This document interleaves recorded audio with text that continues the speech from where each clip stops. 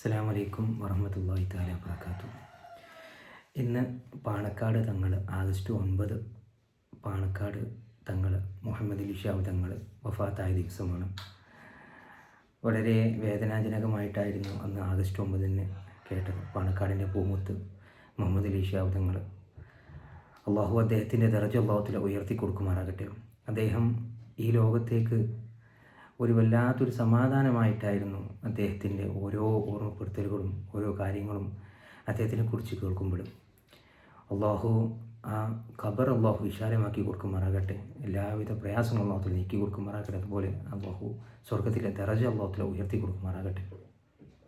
അദ്ദേഹം നമുക്ക് ഓർമ്മപ്പെടുത്തി തരുന്നത് വല്ലാത്ത സഹനത്തിൻ്റെയും സമാധാനത്തിൻ്റെയും ഓർമ്മകളാണ്.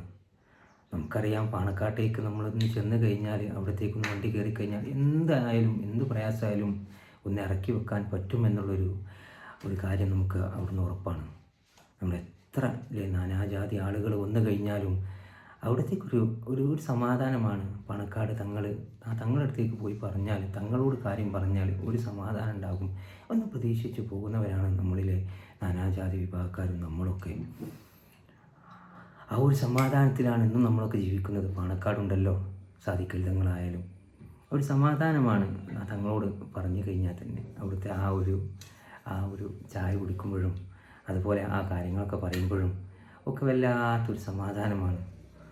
അള്ളാഹു അവിടുത്തെ ഇന്നും ജീവിച്ചിരിക്കുന്നവരൊക്കെ സാദിഖലി തങ്ങൾക്ക് അള്ളാഹു ദീർഘായുസ്സും ആഫിയത്തൊക്കെ അള്ളാഹു കൊടുക്കട്ടെ. അപ്പോൾ ഞാൻ ഇതിൽ പറയാൻ പോകുന്ന വിഷയം തങ്ങൾ ഓർമ്മയാണ്. ആ പാണക്കാട് മുഹമ്മദ് അലി ശിഹാബ് തങ്ങൾ എപ്പോഴും അവിടെ ആ പുഞ്ചിരിക്കുന്ന ആ കുടപ്പനക്കൽ തറവാട്ടിലേക്ക് നമ്മളൊന്ന് ചെന്ന് കഴിഞ്ഞാൽ തന്നെ ആ പുഞ്ചിരിക്കുന്ന ഒരു പൂമുഖം കാണുമ്പോൾ തന്നെ നമ്മുടെ മനസ്സിലുള്ള എല്ലാവിധ പ്രയാസങ്ങളും നീങ്ങിപ്പോകും. അല്ലാഹു എല്ലാ നിലക്കും അദ്ദേഹത്തിൻ്റെ ദറജ അല്ലാഹു ഉയർത്തി കൊടുക്കുമാറാകട്ടെ. അപ്പോൾ അദ്ദേഹത്തിൻ്റെ ഒരു ഓർമ്മപ്പെടുത്തൽ, ആ ഓർമ്മ ഒരു പുതുക്കിക്കൊണ്ട് ഞാൻ എൻ്റെ വീഡിയോ അവസാനിപ്പിക്കാം. അപ്പോൾ പറഞ്ഞു വരുന്നത്, അദ്ദേഹത്തിൻ്റെ അടുക്കലേക്ക് ഒരു പള്ളി കമ്മിറ്റിക്കാർ വന്നു. ഒരിക്കൽ പള്ളിയിലുള്ള കമ്മിറ്റിക്കാർ വന്നുകൊണ്ട് അവർ പ്രയാസം പറഞ്ഞു. ആ പള്ളീൻ്റെ അടുത്തുള്ള ഒരു അയൽവാസിയായ ഒരു ഹിന്ദു വീട്ടിലെ കുറച്ച് ഹിന്ദു വീട്ടിലെ അവിടുത്തെ തെങ്ങ് പള്ളിക്ക് ശല്യം ചെയ്യുന്നുണ്ട്. അവിടുത്തെ തേങ്ങ വീണുകൊണ്ട് പള്ളിയിലെ ഓടുകളൊക്കെ പൊട്ടുകയാണെന്ന് പരാതി പറഞ്ഞു പള്ളിയിലെ കമ്മിറ്റിക്കാർ.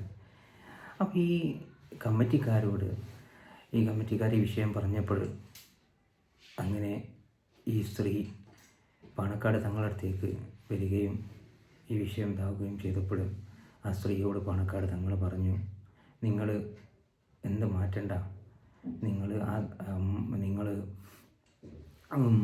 ആ തെങ്ങ് മുറിക്കണ്ട, പകരം നിങ്ങൾ എന്ത് ചെയ്യാം, ഞാൻ ആ കമ്മിറ്റിക്കാരോട് പറഞ്ഞുകൊള്ളാം, അവിടെ മാറ്റിക്കൊണ്ട് ആ വീട് മാറ്റിക്കൊണ്ട് വാർപ്പാക്കാൻ. അങ്ങനെ കമ്മിറ്റിക്കാരോട് ഈ വർത്തമാനം പറയുകയും പള്ളി പൊളിക്കാൻ, പള്ളി അവിടെ പൊളിച്ച് മാറ്റിക്കൊണ്ട് ആ മുൻഭാഗം മാറ്റിക്കൊണ്ട് അവിടെ ടെറസാക്കാൻ വേണ്ടി പറയുകയും ചെയ്തു.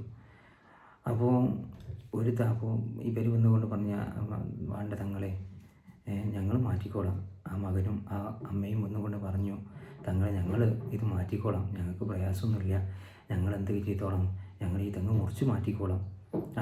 അത് വേണ്ട, പള്ളി എന്തായാലും മതി, പള്ളി മാറ്റിക്കൊണ്ട് ആ മുൻഭാഗം എന്താക്കാം, പ്രയാസപ്പെടുന്ന ആ ഭാഗം നമുക്കത് വാർപ്പാക്കി മാറ്റാം എന്ന് പറഞ്ഞുകൊണ്ട് അവർ സമാധാനപ്പെടുത്തി എന്നുള്ളതാണ്.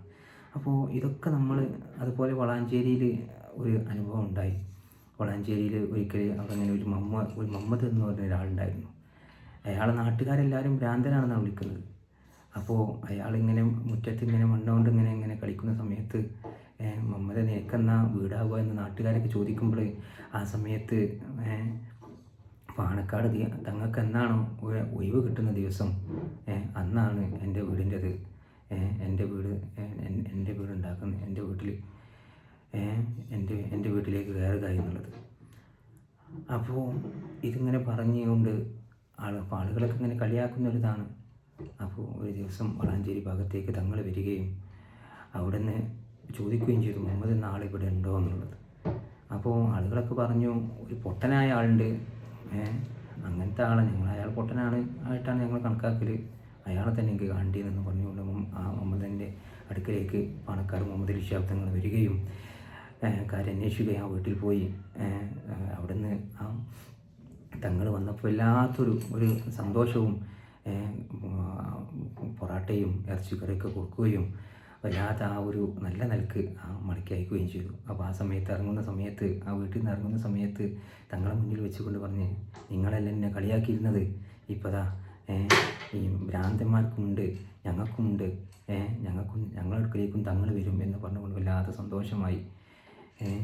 അപ്പോൾ ഇതൊക്കെ നമ്മൾ ഓർമ്മപ്പെടുത്തുന്ന ആ പാണക്കാട് തങ്ങൾ എന്നുള്ളത് അതൊരു വല്ലാത്തൊരു ശാന്തിയായിരുന്നു, ഒരു സമാധാനമായിരുന്നു. അല്ലാഹു സുബ്ഹാനഹു വ തആല അവരുടെയൊക്കെ ദർജ അല്ലാഹു ഉയർത്തി കൊടുക്കട്ടെ. വീണ്ടും കാണാം. അസ്സലാമു അലൈക്കും വറഹ്മത്തുള്ളാഹി തആല വബറകാതുഹു.